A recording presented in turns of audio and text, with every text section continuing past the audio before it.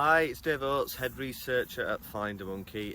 Just wanted to answer a question today, which is something that keeps cropping up a lot at the moment, which is how do people use DNA to find birth relatives, particularly birth fathers. It seems to be particularly useful for. So I want to try and answer that. I've answered it before, but try and go in a little bit more detail for people who don't really understand how that might work. Now, DNA, as you probably know, is unique to each individual, but you can trace, it links back to relatives.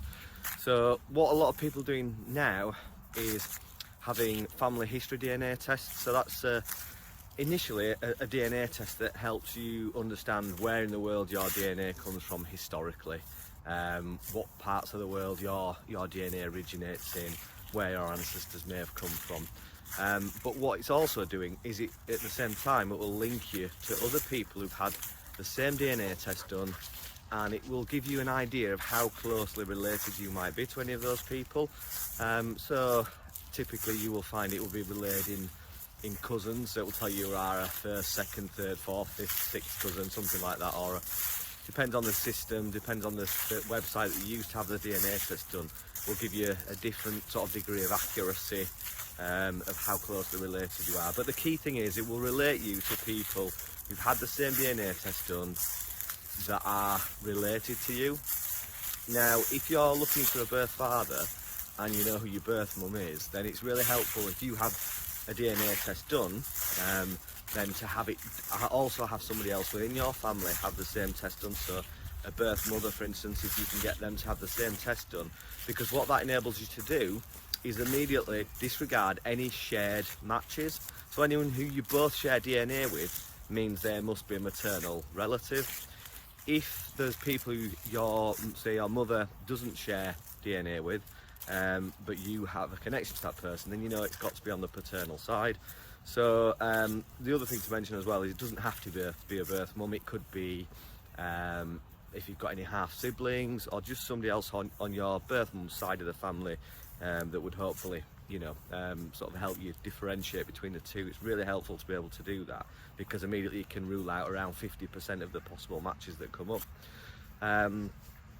So once you've done that, then you can start to look at the matches you have. Now, it's not as simple usually as it just saying, oh, that's your father.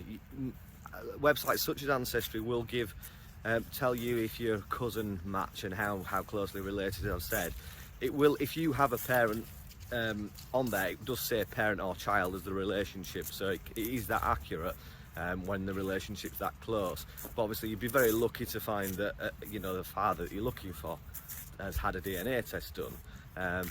But what you need it to do is to link you to somebody within that family. Ideally, to make it fairly simple, you could do with a first or second cousin, which will start to give you some idea of the right family. Anything sort of wider than that is still extremely difficult to figure out, because there's so many possible connections. Obviously it can give you a link into the right family, but it's not as simple as identifying that person. So while the DNA is very useful, it often means there's still an awful lot of work to be done to figure out how you're connected. One of the ways you can do that is by asking for help. So the people that have had the same DNA test done that you're connected to will often provide help, and you can usually message them through the DNA test website, through the website you've had the DNA test with.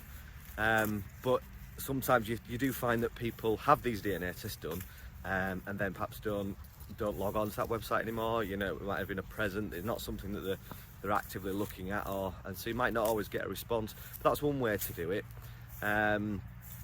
We help people a lot now, providing a support where we'll look at the family tree, look at the connections, do some research, genealogical research, to try and figure out more about that family. And a number of occasions we've had success in identifying a number of males within a family who could fit the description of the person that we're looking for. Sometimes you have other little snippets of information. So if you know that the person looking for was of a certain age and in a certain area at a certain time, and you find that somebody within that family tree who fits that description, then you can start to kind of focus in on who you think it might be. But then it's still a case of having to trace that person, find that person if you want to get in contact.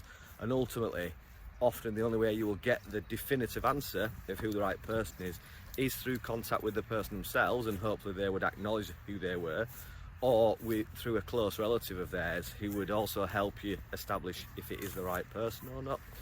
So I hope that kind of answers a little bit more about how it works. In terms of the best website to use, we always say Ancestry, and the reason is it basically is they've got the biggest database, so effectively you're going to get more matches. Ancestry, when you buy their test, so you buy a test through their website usually. I think it's also available on some other places like Amazon. I think you can buy them from there. They send you a test kit, very simple. You spit into a test tube, you put the lid on, put it in a bag that they send you, send it off.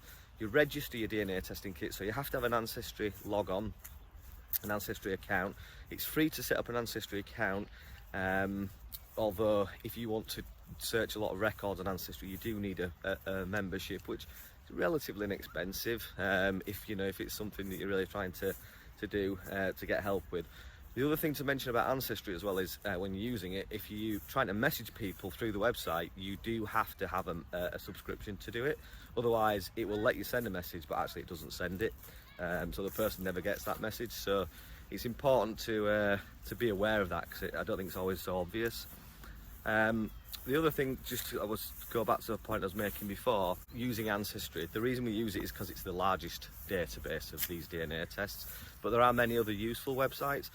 Obviously, it's going to be hard to know which would be the best for you to use until you start using it, but I would always start with Ancestry, because they will allow you to download what they call the raw data of your DNA from their website. So you can download this file, and then many other websites that offer the same DNA tests will allow you, free of charge, to upload your DNA to their website, and that will ultimately spread the amount of matches you could potentially get. Now, Ancestry don't allow you to upload DNA to their website, so if you've had a test elsewhere, you can't upload it to Ancestry, which is why I would always start with Ancestry, because they've kind of cornered the market a little bit in terms of having the most powerful database. So that's why we recommend using it, but it is worth using the other websites that are available and uploading the data there to keep that keep that widespread of data and give you the best chance of getting a match.